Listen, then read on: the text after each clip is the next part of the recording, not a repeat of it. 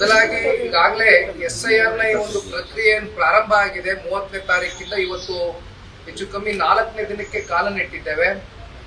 ಕಳೆದ 4 ದಿನಗಳಿಂದ ರಾಜ್ಯದ ಹಲವಾರು ಜಿಲ್ಲೆಗಳಲ್ಲಿ ಹಲವಾರು ವಿಧಾನಸಭಾ ಕ್ಷೇತ್ರಗಳಲ್ಲಿ ಯಾವ SIR ಪ್ರಕ್ರಿಯೆ ಮನೆ ಮನೆಗೆ ಹೋಗಿ ಎನ್ಯುಮರೇಷನ್ ಫಾರ್ಮ್ಗಳನ್ನ ಆ ವೋಟರ್ ಲಿಸ್ಟ್ ಕೈಯಲ್ಲಿ ಇಟ್ಕೊಂಡು ವೋಟರ್ಸ್ನ ಫಿಸಿಕಲ್ ಆಗಿ BLA2ಗಳು ಎಲ್ಲಾ ಪಕ್ಷದ BLA2ಗಳ ಜೊತೆಗೂಡಿ BLOಗಳ ಜೊತೆ ಹೋಗಿ ಮಾಡಬೇಕಾದಂತ ಈ ಪ್ರಕ್ರಿಯೆಯನ್ನ ಉಲ್ಲಂಘನೆ ಮಾಡಿದ್ದಾರೆ, ಗಾಳಿಗೆ ತೂರಿದ್ದಾರೆ.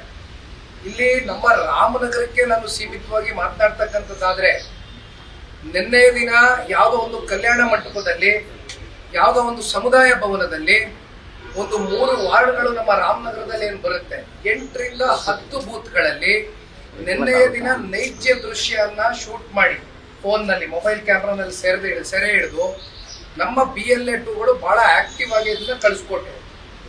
ಅಲ್ಲಿಂದ ನನಗೆ ಬಹಳ ಬೇಸರ ಆಗ್ತಕ್ಕಂಥ ಸಂಗತಿ ಏನಪ್ಪಾ ಅಂದ್ರೆ,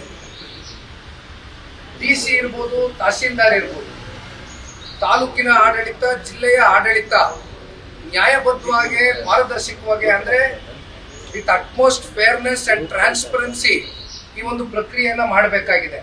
ಯಾಕೆಂದ್ರೆ ಇದು ಮಾಡ್ತಾ ಇರ್ತಕ್ಕಂಥದ್ದೇ ಒಂದು ಅಕೌಂಟಬಿಲಿಟಿಗೆ, ಒಂದು ಕ್ರೆಡಿಬಿಲಿಟಿಗೆ. ಆದ್ರೆ ಜನರನ್ನ ನೀವು ಇಲ್ಲಿ ಇನ್ವಾಲ್ವ್ ಮಾಡ್ಕೊಳ್ತೀರಾ, ನೀವೇನ ಒಂದು ಫಾರ್ಮ್ ಅನ್ನ ಅವ್ರಿಗೆ ಕೊಡೋದಕ್ಕೆ ಹೋಗ್ತೀರಿ, ಜನ ಏನಾದ್ರೂ ಅವ್ರ ಮನೆಯಲ್ಲಿ ಇಲ್ಲದೆ ಹೋದಂತ ಸಂದರ್ಭದಲ್ಲಿ 3 ಬಾರಿ ನಿಮ್ಗೆ ಹೋಗ್ಲಿಕ್ಕೆ ಅವಕಾಶ ಇದೆ.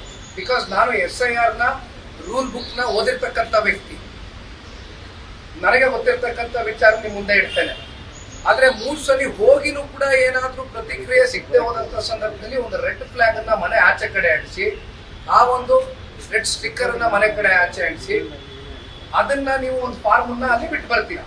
ಕೊನೆಗೆ ಏನಾದ್ರೂ ಅದಕ್ಕೂ ಪ್ರತಿಕ್ರಿಯೆ ಬರಲಿಲ್ಲ ಅಂತಾದಾಗ ಅವ್ರನ್ನ ವೋಟರ್ ಲಿಸ್ಟ್ ಇಂದ ಹೊರಗಡೆ ಹಾಕ್ಬೇಕಾಗ್ತದೆ. ಇದು ನಡಿಬೇಕಾಗಿರ್ತಕ್ಕಂಥ ಪ್ರೊಸೀಜರ್.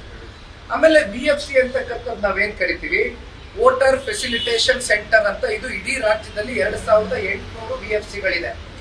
ನಾನು DC ಅವ್ರ ಹತ್ರ ಮಾತಾಡಿದಾಗ ನಮ್ಮ ರಾಮನಗರದ DC ನನಗೆ ಹೇಳ್ತಾರೆ, ಇಲ್ಲ ಸರ್, ಇದು VFCಗಳಲ್ಲಿ ಫಾರ್ಮ್ ಅನ್ನ ಹಂಚತಕ್ಕಂಥದ್ದಕ್ಕೆ ಕಾನೂನಿನ ಅಡಿಯಲ್ಲಿ ವ್ಯವಸ್ಥೆ ಇದೆ, ಅವಕಾಶ ಇದೆ ಅಂತಂದ್ರು. ನಾನು ಒಂದು ಸೆಕೆಂಡ್ ಬೆರಗಾಗಿ ನಾನು ಇಮಿಡಿಯೇಟ್ ಆಗಿ SIR ನ ಒಂದು ರೂಲ್ ಬುಕ್ ನ ತೆಗೆದು ಓದಿ DC ಅವ್ರಿಗೆ ನಾನು ಅದು ಮರುಕ್ಷಣ ವಾಟ್ಸ್ಆಪ್ ಮಾಡ್ತೀನಿ. ಅದು ಮಾಡ್ತಾ ಇದ್ದಂಗೆ ಅದರಲ್ಲಿ ಕ್ಲಿಯರ್ ಆಗಿ ಮೆನ್ಷನ್ ಆಗಿದೆ, ಯಾವ ಕಾರಣಕ್ಕೂ ಕೂಡ ಆ ರೀತಿ ಫಾರ್ಮ್ಗಳನ್ನ ನೀವು ನೇರಾನೇರಿ ಆಮೇಲೆ ಫಾರ್ಮ್ಗಳನ್ನು ಕೂಡ CC ಅವರು ಎಷ್ಟು ಸ್ಟ್ರಿಕ್ಟ್ ಮಾಡಿದ್ದಾರೆ ಅಂದ್ರೆ, ಒಬ್ಬ ವ್ಯಕ್ತಿಗೆ ಒಂದೇ ಫಾರ್ಮ್. ಈಗ ಇಷ್ಟು ಬೂತ್ ಇದೆ, ಇಷ್ಟು ಮನೆ ಇದೆ ಅಂತಕ್ಕಂಥದ್ದು, ಇಷ್ಟು ಜನ ಇದೆ ಅಂತಕ್ಕಂಥದ್ದು ಬಂದಾಗ ಅಷ್ಟೇ ಫಾರ್ಮ್ಗಳನ್ನ ಕೊಡ್ತಾರೆ ಹೊರತುಪಡಿಸಿ ಒಬ್ಬೊಬ್ಬನಿಗೆ 4, 5, 10 ಸ್ವೇಚ್ಛಾಚಾರವಾಗಿ ಫಾರ್ಮ್ ಅನ್ನ ಕೊಡೋದಿಲ್ಲ. ಇಷ್ಟು CC ಒಂದು ಸ್ಟ್ರಾಂಗ್ ಆಗಿ ಒಂದು SIR ನ ಮಾಡಬೇಕಾದಂತ ಸಂದರ್ಭದಲ್ಲಿ DC ಅವರು ನನ್ನನ್ನ ದಾರಿ ತಪ್ಪಿಸಿ, ಈಗ ನನಗೆ ನಾಳೆ ಇನ್ಫಾರ್ಮೇಶನ್ ಕೊರತೆ ಇದ್ದು ಅಥವಾ ನನಗೆ ಮಾಹಿತಿ ತರಿಸ್ಕೊಳ್ತಕ್ಕಂಥದ್ದಕ್ಕೆ ನನಗೆ ಅವಕಾಶ ಇಲ್ದಿರಾ, ಅದರಲ್ಲಿ ನಾನು ವಂಚಿತ ಆಗಿ ನಾನೊಬ್ಬ ಅಭ್ಯರ್ಥಿಯಾಗಿ ನನಗೆ ನಾಳೆ ಏನಾದ್ರೂ ಪೆಟ್ಟಿದ್ದಂತ ಸಂದರ್ಭದಲ್ಲಿ ಮುಂದಿನ ಚುನಾವಣೆಯಲ್ಲಿ, ಯಾಕೆಂದ್ರೆ ಇದು ಪ್ರಜಾಪ್ರಭುತ್ವಕ್ಕೆ ಆಗ್ತಾ ಇರ್ತಕ್ಕಂಥ ಒಂದು ಅನ್ಯಾಯ, ಒಂದು ಅಪಮಾನ. DC ಅವರು ನಡ್ಕೊಂಡಿರ್ತಕ್ಕಂಥ ರೀತಿ ನನಗೆ ಅರ್ಥ ಆಗಿಲ್ಲ. ಬಿಕಾಸ್ UPSC KPSC ಬರೀತಕ್ಕಂಥವ್ರು ಕೋಟಿಗಳಲ್ಲಿ ಬಹಳ ಬೆರಳೆಣಿಕೆ ಜನ ಅಷ್ಟೇ. IAS ಆಗಿರ್ತಕ್ಕಂಥವ್ರು, IPS ಆಗಿರ್ತಕ್ಕಂಥವ್ರು, IFS ಆಗಿರ್ತಕ್ಕಂಥವ್ರು, ಅವರೆಲ್ಲ ಬಹಳ ಕಷ್ಟಪಟ್ಟು ಓದು ಮೇಲೆ ಬಂದಿರ್ತಾರೆ. ಅಂಥವ್ರನ್ನ ನಾವೆಲ್ಲ ನಂಬ್ಕೊಂಡಿರ್ತೇವೆ. ಈಗ ಅವರೇ ನಮ್ಮನ್ನ ಎಲ್ಲ ಒಂದ್ ಕಡೆ ಈ ರೀತಿ ದಾರಿ ತಪ್ಪಿಸಿದಂತ ಸಂದರ್ಭದಲ್ಲಿ ನಾವ್ ಇದನ್ನ ಯಾವ ರೀತಿ ಪರಿಗಣಿಸಬೇಕು? ಮೊದಲನೇ ದಿನ ಒಂದು ಪ್ರಕ್ರಿಯೆ ಆಗುತ್ತೆ ಇದೇ ತರ ರಾಮನಗರದಲ್ಲಿ. ನಾನು ತಹಸೀಲ್ದಾರ್ ಅವ್ರಿಗೆ ಫೋನ್ ಮಾಡಿ ಹೇಳ್ತೇನೆ, ತಾಲೂಕ್ ಕಚೇರಿಗಳಿಗೆ ಮೊದಲನೇ ದಿನ FAQs ಅನ್ನ ಇವತ್ತು ತಹಸೀಲ್ದಾರ್ಗಳು ತಾಲೂಕ್ ಕಚೇರಿನಲ್ಲಿ BLA2ಗಳಿಗೆ ಎಲ್ಲಾ ಪೊಲಿಟಿಕಲ್ ಪಾರ್ಟಿ BLA2ಗಳಿಗೆ ಕರೆದೇ ಮಾತಾಡ್ಬೇಕಾಗಿತ್ತು. ಅದು 4-5 ದಿನದೇ ನಡಿಬೇಕಾಗಿರ್ತಕ್ಕಂಥ ಪ್ರಕ್ರಿಯೆ.